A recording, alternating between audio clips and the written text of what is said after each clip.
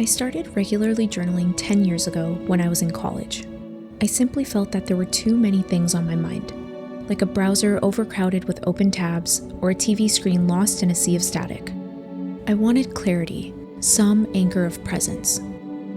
Here are my reflections on journaling in 2 parts.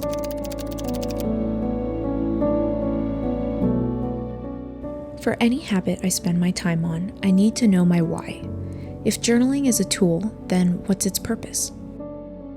I personally do stream of consciousness writing, where I record my unfiltered flow of thoughts and emotions as they arise with no constraints.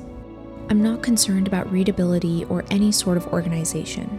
I'll dive more into the specifics of my approach in the second half of this video. But high level, this free-flowing style of writing gives me an opportunity to spend some time with myself and process what's on my mind in the following ways. As my days unfold, I notice my mind accumulating varying fragments.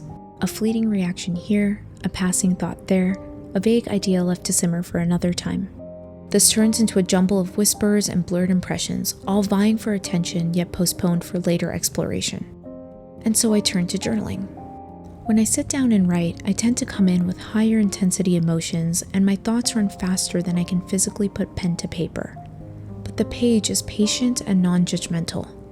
I get the chance to slow down and unravel the tangle of cloudy thoughts and emotions. I don't judge what happens to be at the forefront of my mind on that particular day. I just write. This early stage is about expressing yourself without censorship. Letting go of judgment and labels helps in this process. This is just like how you'd kindly listen to a close friend who's going through something. It can be detrimental to jump in with advice and an action plan before they can even finish explaining the situation. There is healing in fully feeling and releasing your emotions without trying to immediately classify everything. Our impressions are always murkier in the realm of shadows. Journaling exposes them to light and creates a space to reflect with gentle detachment. So, as the words and sentences grow on paper, I get the gift of distance from my thoughts. It becomes much easier for me to assess situations from a bird's eye view, make connections, and spot patterns I didn't notice before. These observations are highly specific to me and reveal intricacies about my beliefs, inner narratives, and daily rhythms. For example, an activity invigorates me in the afternoon, but not at night. Or I'm attaching a story to a passing comment because it echoes an old situation. Having had the chance to be more expressive and reactive earlier in the session naturally paves the way to a calmer, more intentional follow-up. And if this transition doesn't naturally happen, I'll specifically set aside some time for it. I start thinking about what I want in the future, my goals and ideal situations. I pull in any helpful reminders, affirmations, or wisdom that comes to mind on the topic. And while this is a conscious act in the moment, with repetition, it becomes more natural and ingrained in my unconscious. I believe anything important in life will resurface repeatedly, demanding our attention time and time again. It's normal to find your way back to the same realizations, the same profound lessons. And journaling is a great way to embrace the repetition, to truly soak in the lessons and fully integrate them. The cyclical nature of revisiting the truth is part of the journey and not a setback. Journaling has this tinge of alchemy to it. It's a transformative experience. At the end of most sessions, I tend to feel lighter and more grounded. I feel like the cue in my mind has been addressed and my inner self feels respectfully heard.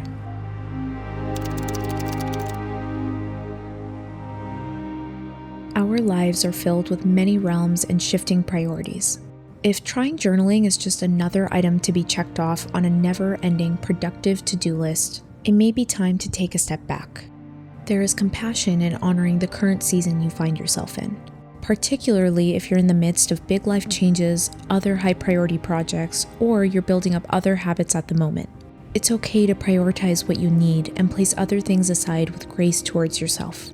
However, there is another kind of internal resistance we can often face for things we would like to do. On certain days, I can sense this vague internal resistance pushing the other way. It can be so easy to romanticize habits, weaving tales of inspiration and productivity, one can unconsciously slip into this curious dance of avoidance, distraction, and distancing from the task at hand.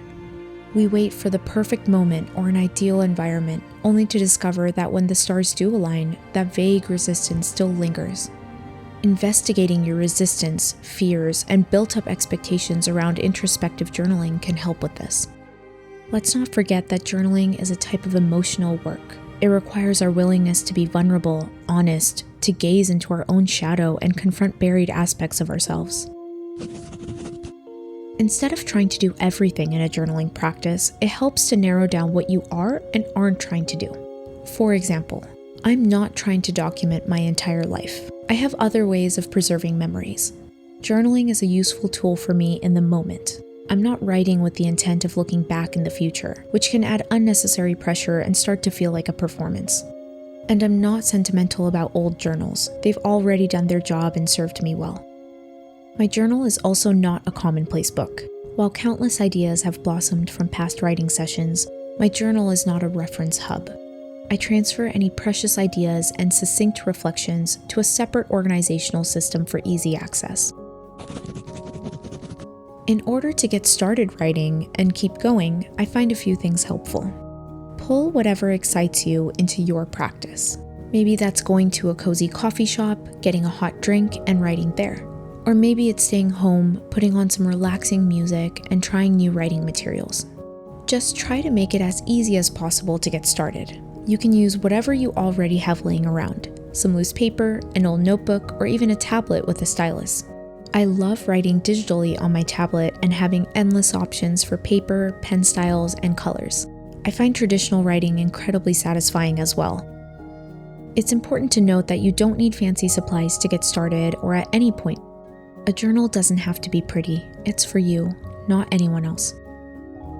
If sitting down to write feels like an overwhelming time commitment, you can try setting a timer for 10 to 20 minutes to bound the writing session and have a clearer time frame.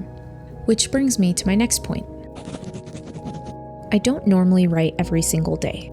I've tried daily writing challenges in the past and found it really supercharged by practice, but it's all about experimenting and seeing what serves you best. Maybe longer bi-weekly entries are more helpful versus quicker daily check-ins. You don't have to force yourself to write every single day or have a minimum amount of words on the paper at the end of a session. Having too many rigid rules can make writing feel like a chore. Writing just for the sake of writing can also lead to rumination and overthinking for some people. Some journaling techniques to try include the 1-line-a-day journal and the 5-minute journal. Both of these are quick, achievable ways of checking in with yourself. A popular creative practice called morning pages comes from Julia Cameron's book, The Artist's Way. It involves 3 pages of longhand stream of consciousness journaling done first thing in the morning. She calls journaling spiritual windshield wipers, which is a phrase I love. Moving on, there's gratitude journaling and prompt-based journaling, where you narrow your focus of attention and reflect on a specific question or topic. And there are so many more variations of journaling out there, so experiment and see what you gain from guided, structured approaches compared to unrestricted, free-flowing styles. Thank you for joining me today, and I'll talk to you next time.